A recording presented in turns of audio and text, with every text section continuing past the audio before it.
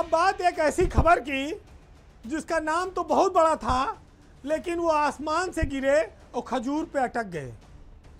UP की सियासत में मुलायम सिंह यादव का जो परिवार है वो सबसे बड़ा राजनीतिक परिवार माना जाता है। मुलायम सिंह खुद 3 बार मुख्यमंत्री रहे और उनके बेटे अखिलेश यादव वो 1 बार मुख्यमंत्री रहे उत्तर प्रदेश के। मुलायम सिंह ने जिसके जिसके भी सिर पर हाथ रखा वो जीवन में बुलंदियों को छूता गया। मंत्री, सांसद, विधायक ये सब उनके लिए चुटकियों का काम था। पार्टी बनाई, पार्टी खड़ी की, बहुत बड़ा कैडर बनाया, हजारों नेता तैयार किए, जमीन से उठाकर लोगों को मंत्री बनाया, बड़े बड़े पदों पर बैठाया। लेकिन आज उनकी बहू, उनके अपने परिवार का अपना एक खून भाजपा में एक एक पद के लिए छटपटा रहा है। मुलायम की बहू अपर्णा यादव को जब राज्य महिला आयोग का उपाध्यक्ष बनाए जाने का ऐलान हुआ तब लोग यह सोचने पर मजबूर हो गए कि आखिर इतने बड़े परिवार की बहू और इतनी बड़ी हैसियत रखने वाले व्यक्ति से जुड़ी हुई उनकी बहू जिसका नाम जुड़ा हुआ है, उस शख्सियत के परिवार उनकी बहू को कद आज इतना छोटा हो गया है कि उनको इतनी छोटी चीज ऑफर हुई है।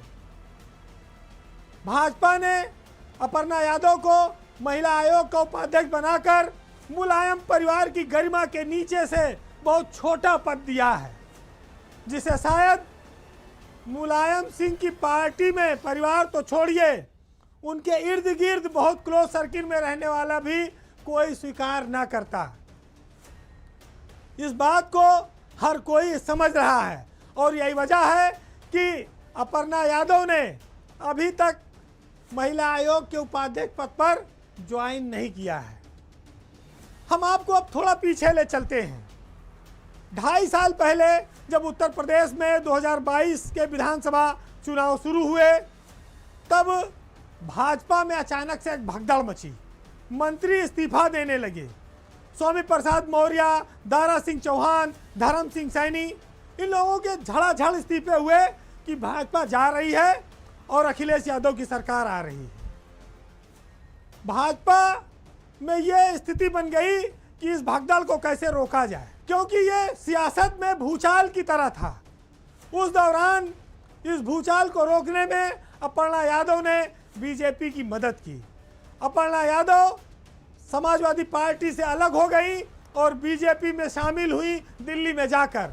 तब यही स्वतंत्र देव सिंह बीजेपी के प्रदेश अध्यक्ष हुआ करते थे। उस समय अखिलेश यादव के लिए यह बहुत बड़ा झटका था। मुलायम की बहू के भाजपा में शामिल होने से समाजवादी पार्टी का माहौल खराब हुआ, उनका टेम्पो डाउन हुआ, वो सरकार बनाते बनाते जीतते जीतते कहीं ना कहीं रह गए। तब ये उम्मीद थी कि अपर्णा यादव ने अपना राजनीतिक परिवार छोड़कर सबसे बगावत करके जिस बीजेपी में वो गई हैं वहाँ उनको हो सकता है कि राज्यसभा का सांसद या उत्तर प्रदेश सरकार में मंत्री जैसा कोई पद मिले।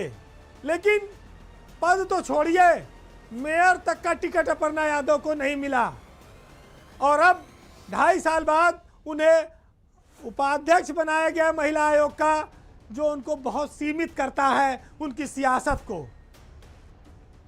आज वो अपने कैरियर को अगर पलट कर देखें, अगर अपने अतीत को पलट कर देखें तो ये पाएंगी कि जहां वो थी पहले वहां वो इस तरह के पद और टिकट खुद बांट सकती थी। लेकिन आज भाजपा में एक एक पद की खातिर उन्हें हाथ फैलाना पड़ रहा है। तो जो व्यक्ति ऐसे परिवार से आया हो जहां पर मंत्री, विधायक और सांसद बनाए जाते हों, अपने हाथ से टिकट दिए जाते हों, वो आज बीजेपी में आकर एक एक पद के लिए संघर्ष कर रहा है। इस दोनों चीज़ों के अंतर को जो सियासत के जानकार हैं, जो लोग सियासत कर रहे हैं, जो लोग दोनों पार्टियों में बैठे हैं, वो देखें कि पिछले 2.5 साल में अपर्णा यादव ने मुलायम के परिवार को छोड़कर क्या पाया, क्या खोया। इतना जरूर है कि कड़वाहट इतनी बढ़ चुकी है कि अखिलेश और डिंपल के साथ उनका अब कभी मेल हो पाएगा ये कहना कठिन है। ये जरूर है कि वो गाहे बगाहे शिवपाल यादव से आशीर्वाद लेने जाती हैं और घर का बड़ा होने के नाते शिवपाल यादव कभी उनको मना भी नहीं कर पाते हैं। मुलायम सिंह के न रहने के बाद अपर्णा यादव के पास समाजवादी परिवार में सिर्फ एक शिवपाल का घर बचा है जहां वो आ जा सक रही हैं। इसके अलावा बीजेपी ने 2.5 साल में सिर्फ उनको शामिल कराना और मुलायम की बहू के रूप में प्रचारित करने के अलावा चुनाव प्रचार में भी उनका ज़्यादा इस्तेमाल नहीं किया।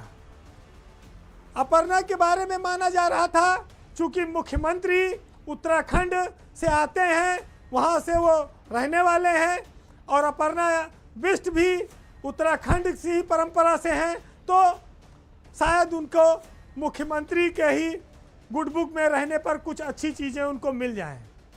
लेकिन योगी के मुख्यमंत्री रहते भी 2.5 साल में अपर्णा यादव कुछ भी हासिल नहीं कर पाई हैं।